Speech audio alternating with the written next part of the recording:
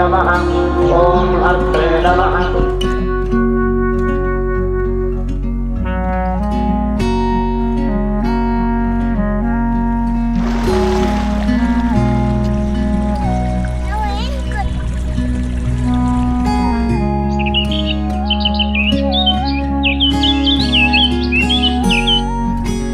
जय श्री राम दोस्तों, प्रभु श्री राम वनवास मार्ग के एक नए वीडियो और एक नए तीर्थ स्थान से एक बार फिर आप सभी का चैनल पे स्वागत है। दोस्तों, हमारे इस यात्रा में आज मैं पहुंचा हूं कर्नाटक राज्य के एक बहुत प्रसिद्ध और पौराणिक तीर्थ स्थान रामनाथपुरा में। रामनाथपुरा कावेरी नदी के तट पर एक गाँव है और पुराणों में और पौराणिक कथाओं में इस तीर्थ स्थान का उल्लेख किया गया है और इस तीर्थ स्थान को दक्षिण काशी के नाम से जाना जाता है। प्रभु श्री राम अपने वनवास के समय पूरी वानर सेना के साथ यहाँ पर आए थे। उन्होंने यहाँ पर विश्राम की थी और यहाँ पर शिवलिंग की आराधना की थी। और ऐसी भी मान्यता है कि लंका युद्ध के बाद, रावण वध करने के बाद प्रभु श्री राम को ब्राह्मण हत्या का दोष लगा था। तब महर्षि अगस्त्य ऋषि ने प्रभु श्री राम को कावेरी नदी के तट पर स्थित इस स्थान पर आकर शिव की पूजा करके अपने ब्राह्मण हत्या दोष से मुक्ति पाने के लिए कहा था। तो प्रभु श्री राम माता सीता और भाई लक्ष्मण के साथ लंका युद्ध के बाद भी यहाँ पर आए थे और यहाँ पर स्थापित बहुत प्राचीन शिवलिंग की उन्होंने पूजा की थी और पूजा करने के बाद उन्हें ब्राह्मण हत्या दोष से मुक्ति मिली थी। बहुत सारे ग्रंथों में और पुराणों में इस गांव रामनाथपुरा का उल्लेख मिलता है और ऐसी मान्यता है इसी जगह पर कावेरी नदी पर देवताओं को श्राप मिला था कि वो मछली बन जाएंगे। तो आज भी यहाँ पर रामनाथपुरा में जो देवता हैं वो मछली बनकर जल क्रीड़ा करते हैं और इस कावेरी नदी में कितना भी बाढ़ आए या कितना भी सूखा पड़ जाए, वो जो श्रापित मछलियाँ हैं वो यहीं पर रहती है, वो यहाँ से जाती नहीं है। उसके अलावा भी यहाँ पर कई सारे तीर्थ और मंदिर हैं जो बहुत प्राचीन और पौराणिक है। तो दोस्तों, आज के इस वीडियो में मैं आपको रामनाथपुरा की यात्रा कराने वाला हूँ और रामनाथपुरा में जितने भी प्राचीन और पौराणिक मंदिर हैं उन सारे मंदिरों का दर्शन कराने वाला हूँ।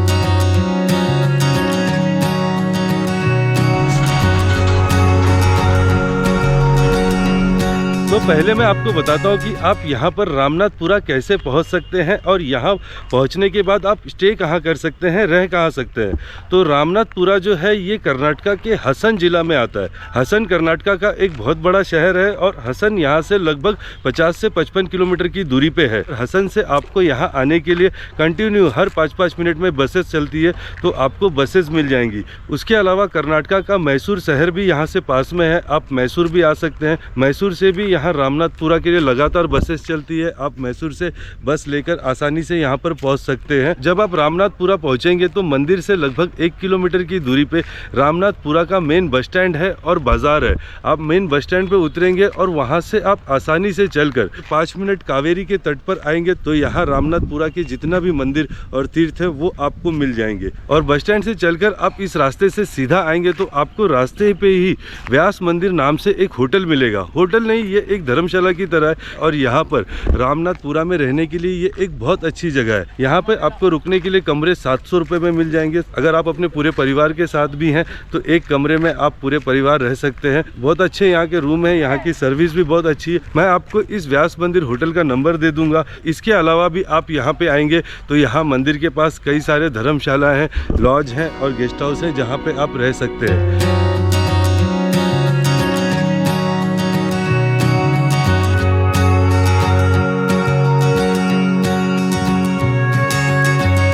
तो दोस्तों, यहाँ रामनाथपुरा का जो सबसे पहला तीर्थ है वो स्वयं कावेरी जी हैं। यहाँ पर इस तीर्थ पर कावेरी जी बहती हैं और कावेरी नदी के पास में ही बाकी सारे मंदिर और देवस्थान बने हैं। ऐसी पौराणिक मान्यता है, एक बार भृगु ऋषि ने अग्नि देवता को श्राप दे दिया था और उस श्राप से मुक्ति पाने के लिए अग्नि देवता ने यहाँ पर कावेरी नदी के मध्य में कठोर तपस्या की थी और अपने श्राप से मुक्ति पाई थी। तो रामनाथपुरा में जहाँ पर कावेरी नदी के घाट हैं उस जगह को वाहिनी पुष्करणी कहा जाता है। ये वाहिनी पुष्करणी है तो यहाँ पर कावेरी नदी के तट पर लोग पूजा पाठ कराते हैं, अलग अलग दोषों की यहाँ पर पूजा होती। और उसके अलावा यहाँ कावेरी नदी के मध्य में एक शिला है जिसे कपिला शिला कहा जाता है। महर्षि विश्वामित्र जी ने यहाँ पर कपिला शिला पर बैठकर प्रार्थना की थी और यहाँ पर गायत्री मंत्र का पाठ किया था। तो आज भी यहाँ पे ऐसी मान्यता है कि कपिला शिला पर बैठकर जो आदमी एक बार गायत्री मंत्र का पाठ करेगा उसे 1000 बार गायत्री मंत्र उच्चारण का पुण्य मिलेगा। मैं अभी इसी कपिला शिला के पास पास हूँ, मैं आपको कपिला शिला के दर्शन कराता हूँ। तो जैसे आप घाट से चल के आएंगे, यहाँ पे पत्थर है, इन पत्थरों से आपको चल के आना है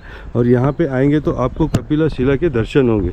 तो यहाँ पे एक छोटा सा मंदिर बनाया गया है। यहाँ पर कावेरी नदी में जितने भी पत्थर हैं उन पत्थरों पे देवी देवताओं के मूर्तियों को स्थापित किया गया है, मूर्तियों का चित्र बनाया गया है। तो यहाँ पे भी आप कपिला शिला पे देखेंगे तो यहाँ पे भी गणेश जी, शिव जी, पार्वती जी, ऐसे नंदी जी की यहाँ पे मूर्तियाँ बनाई गई हैं और उनके पास में यहाँ पे मंदिर है। ये मंदिर है, इसमें महर्षि विश्वामित्र जी की मूर्ति और हनुमान जी की मूर्ति को स्थापित किया गया है।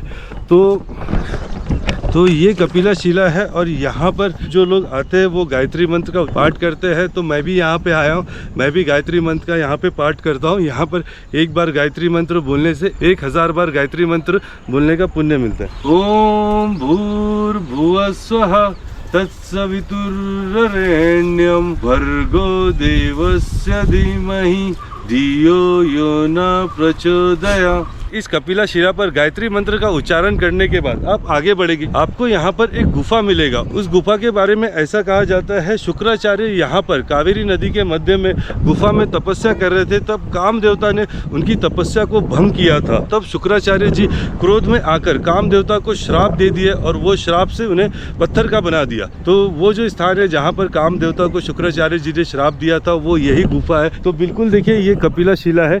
ये कपिला शिला से आप यहाँ आगे बढ़ेंगे, यहाँ पर देखिए महिलाएं स्नान करती है, उनके लिए चेंजिंग के लिए भी बनाया है। तो स्नान करने के बाद आप यहाँ पे कपड़े बदल सकते हैं और यहाँ से आपको इस नदी के किनारे किनारे ही जाना है। तो वो रास्ता आपको गुफे में ले जाएगा। मैं चलता हूँ यहाँ से, ये रास्ता है, ये सामने पुल है और अभी हम जाएंगे वहाँ पर, क्योंकि जो हमारे श्री राम वनवास मार्ग का जो मंदिर है श्री रामनाथ स्वामी मंदिर, वो पुल के इस तरफ है। और यहाँ पे दूसरा मंदिर है जो लक्ष्मण जी ने शिवलिंग की स्थापना की थी, लक्ष्मणेश्वर महादेव मंदिर, वो पुल के उस तरफ है। तो हम दोनों जगह जाएंगे। पहले मैं आपको यहाँ के बाकी के तीर्थ बता दूँ।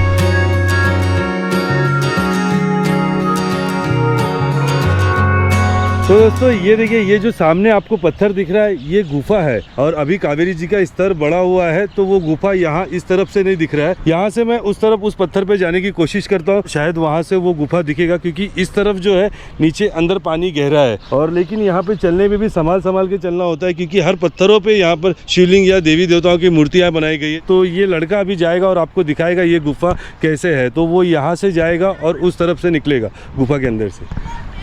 कितना, इतना पानी है कमर तक। ये देखिए, ये यहाँ से गया और देखिए वहाँ से निकला वो गुफे के उस पार से।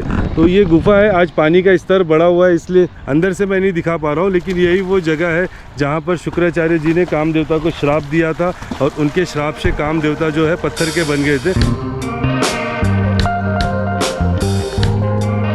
जैसे ही आप कावेरी नदी से दर्शन करके कुछ सीढ़ियाँ चढ़कर ऊपर आएंगे तो आपको यहाँ रामनाथपुरा के 4 प्रमुख मंदिर मिलेंगे। बिल्कुल कावेरी नदी के तट पर ये 4 मंदिर प्रमुख हैं, जिनमें पहला मंदिर है अगस्त ऋषि मंदिर।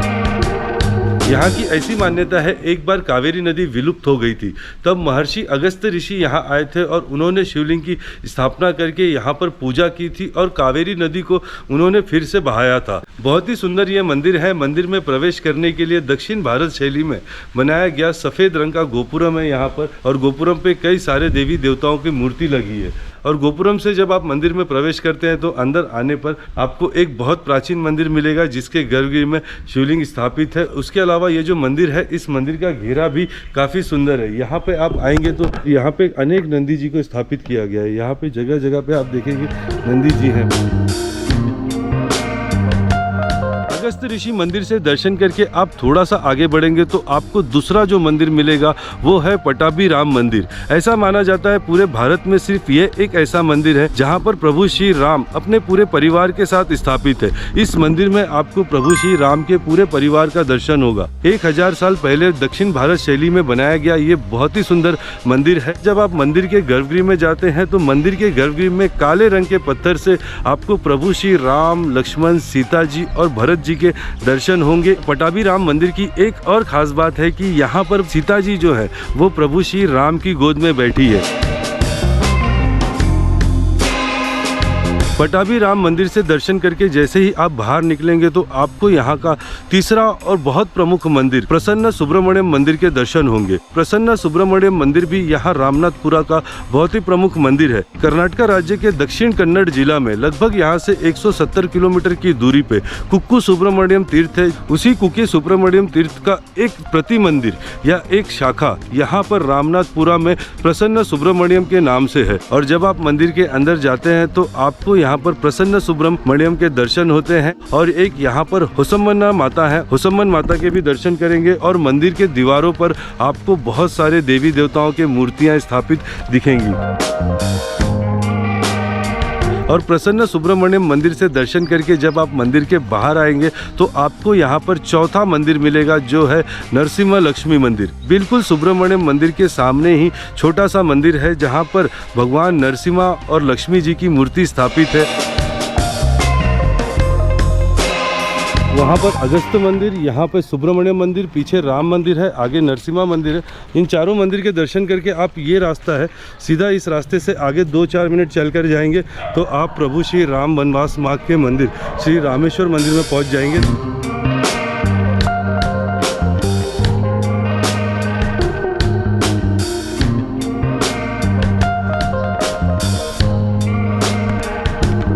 अभी हमारे साथ यहाँ रामेश्वर मंदिर के जो मुख्य पुजारी जी हैं श्री श्रीनिवास जी, वो श्रीनिवास जी हमारे साथ में हैं। ये हमें मंदिर में ले जा रहे हैं गर्भगृह में और हमें यहाँ की जो पूरी कहानी है, जो यहाँ की पौराणिक कहानी है, वो संपूर्ण जानकारी देंगे और शिव जी के दर्शन कराएंगे। तो चलते हैं। और आप ये मंदिर का जो गोपुरम देखेंगे, ये भी बहुत सुंदर गोपुरम है, सोनेरी रंग में, जहाँ पर बहुत सारे देवी देवताओं की मूर्ति लगी है। यहाँ पर शिव जी पार्वती जी के साथ में, ऊपर काली जी हैं, उनके ऊपर चंडी जी हैं, उनके ऊपर गणेश जी हैं। तो इस तरीके से बहुत सारे देवी देवताओं की जो मूर्ति है यहाँ गोपुरम में स्थापित की गई है। और गोपुरम के दक्षिण भाग में आपको प्रभु श्री राम, लक्ष्मण, सीता जी के दर्शन होते हैं, हनुमान जी के दर्शन होते हैं, गरुड़ जी के दर्शन होते हैं, अगस्त ऋषि के दर्शन होते हैं, ऊपर गणपति जी के दर्शन होते हैं। तो ऐसे यहाँ पर बहुत सारे देवी देवता हैं, गोपुरम में आपको दर्शन होंगे। और उसके बाद ये जो बरामदा है मुख्य मंदिर के प्रांगण में, ये जो बरामदा है, यहाँ पर आप देखेंगे जगह जगह पर आपको नंदी जी और शिवलिंग की स्थापना की गई है। यहाँ पर पूरे कुल मंदिर में 36 शिवलिंग है। तो आपको यहाँ पर मंदिर के चारों तरफ ऐसे नंदी जी के दर्शन होंगे और गर्भगृह के अंदर, सारे मंदिरों के अंदर भगवान शिव जी स्थापित है, तो आपको शिव जी के दर्शन होंगे।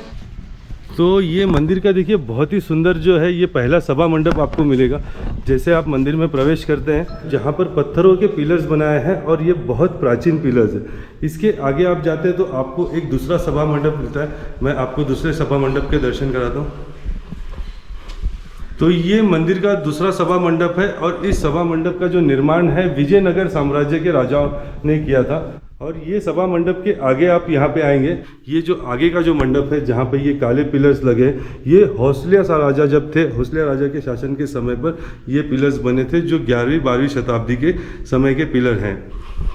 और इसके ऊपर आप देखेंगे उस समय की डिज़ाइन यहाँ पर आकृति बनाई गई है जो बहुत सुंदर लग रही है। पंडित जी ने हमें बताया कि जब प्रभु श्री राम ने रावण का वध किया था, उन्हें ब्राह्मण हत्या का दोष लगा था और उस दोष से निवारण करने के लिए अगस्त ऋषि जी ने बताया था कि आप रामनाथपुरा में जाकर कावेरी नदी के तट पर वनेश्वर महादेव का मंदिर है, आप वनेश्वर महादेव की आराधना करें और वनेश्वर महादेव की पूजा करने से आपकी जो है पापों से मुक्ति मिलेगी। तो प्रभु श्री राम ने यहाँ पर आके वनेश्वर शिवलिंग की आराधना की थी और प्रभु श्री राम के यहाँ पूजा करने के बाद से ये जो जगह है ये रामेश्वर हो गया और ये जो तीर्थ है ये रामनाथपुरा से प्रसिद्ध हुआ। और यहाँ पर जब आप अंदर मंदिर में आते हैं तो पहले आपको गणेश जी के दर्शन होते हैं। यहाँ पर ये पंडित जी बैठे, यहाँ पर गणेश भगवान की मूर्ति स्थापित की गई है, तो आपको गणपति भगवान के यहाँ पर पहले दर्शन होंगे। गणपति भगवान के दर्शन करने के बाद जब आप आगे बढ़ते हैं तो यहाँ पर आपको मंदिर के नंदी जी मिलेंगे, मैं आपको दर्शन कराता हूँ। यहाँ पर दूसरा आपको शिवलिंग मिलेगा और यहाँ पर जो शिवलिंग है ये शिवलिंग की स्थापना स्वयं हनुमान जी ने की है और इन्हें यहाँ पर हनुमंतेश्वर महादेव कहा जाता है। और हनुमंतेश्वर महादेव के सामने आपको मंदिर के नंदी जी दिखेंगे और नंदी के सामने ही यहाँ पर स्थापित श्री रामेश्वर मंदिर है जो स्वयंभू मूर्ति है, यहाँ पर जो स्वयंभू प्रकट हुई है। यही यहाँ पर रामनाथपुरा के जो मुख्य रामेश्वर मंदिर के जो स्थापित शिवलिंग है। और जैसे आप मुख्य मंदिर से दर्शन करके बाहर आएंगे तो आपको मंदिर का जो शिखर है, जो मुख्य गर्भगृह है, उसके आपको बाहर से दर्शन होंगे। और इस जो मुख्य मंदिर को बनाया गया है इसे नक्षत्राकार आकार कहा जाता है, जो होसले राजाओं द्वारा बनाया गया था। और इसके ऊपर आप मंदिर के ऊपर देखेंगे तो होसले राजाओं का जो सिंबल होता है, जो उनके ध्वज का सिंबल है, उसकी जो उनकी मूर्ति है, आज भी यहाँ पर मूर्ति लगी हुई है। तो ये बहुत प्राचीन होसले राजाओं के द्वारा बनाया गया नक्षत्राकार मंदिर है और बहुत ही सुंदर है। और मंदिर का प्रांगण भी बहुत बड़ा और बहुत सुंदर प्रांगण है। अगर आप यहाँ पर देखेंगे तो ऊपर पूरे दीवारों पर नंदी जी लगाए हैं और ये पूरे पत्थरों से निर्माण किया हुआ मंदिर है।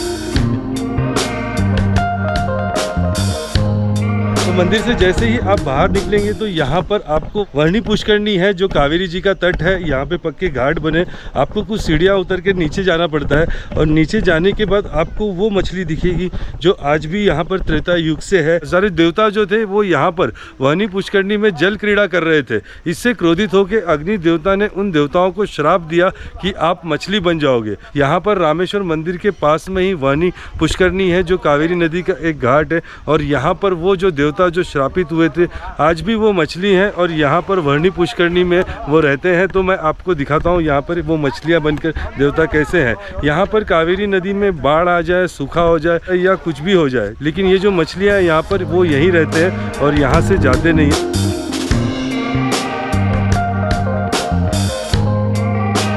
और मेरे साथ यहाँ पर रामनाथपुरा में काफ़ी देर से जो है विक्रम साथ में है। ये यहाँ पे है, स्कूल से आ रहा था तो मुझे मिला, तो मैं बोला चल मुझे मंदिर दिखा दे, तो ये मुझे मंदिर दिखा रहा है। You want to say anything? जय श्री राम। ओके। तो दोस्तों अभी यहाँ पर जो पंडित जी हैं उनके साधना का समय हो गया। ये अभी यहाँ पे साधना कर रहे हैं। और ये नदी के उस पार जो है लक्ष्मणेश्वर महादेव का मंदिर है। प्रभु श्री राम ने यहाँ पर पूजा की थी, तो यहाँ पर रामेश्वर शिवलिंग हुआ और लक्ष्मण जी ने वहाँ पर की थी नदी के उस पार, तो वहाँ पर लक्ष्मणेश्वर शिवलिंग है। तो उधर जाने के लिए हमें फिर से ये पुल के पास आना होगा और पुल को पार करके हमें वहाँ जाना होगा। तो अभी हम चलते हैं, पंडित जी लोग ध्यान कर रहे हैं।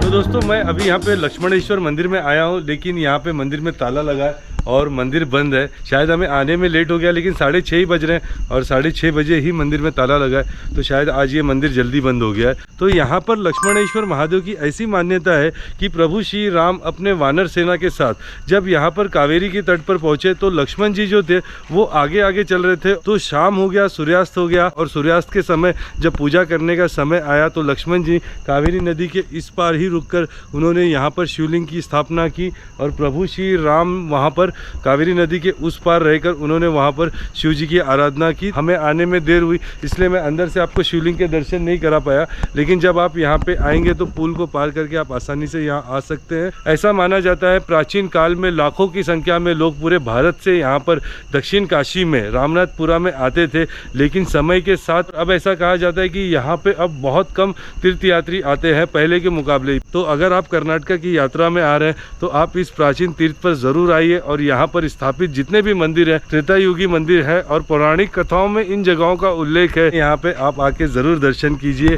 तो दोस्तों आज के इस वीडियो को अब मैं यहीं पर एंड करता हूँ और आने वाले वीडियो में मैं आपको प्रभु श्री राम वनवास मार्ग यात्रा के कर्नाटका में और एक प्रमुख स्थान के दर्शन कराने वाला हूँ। तब तक के लिए आप सभी को जय श्री राम, हर हर महादेव, जय अगस्त्य ऋषि, जय माँ कावेरी। मिलते हैं, good day, goodbye, see you.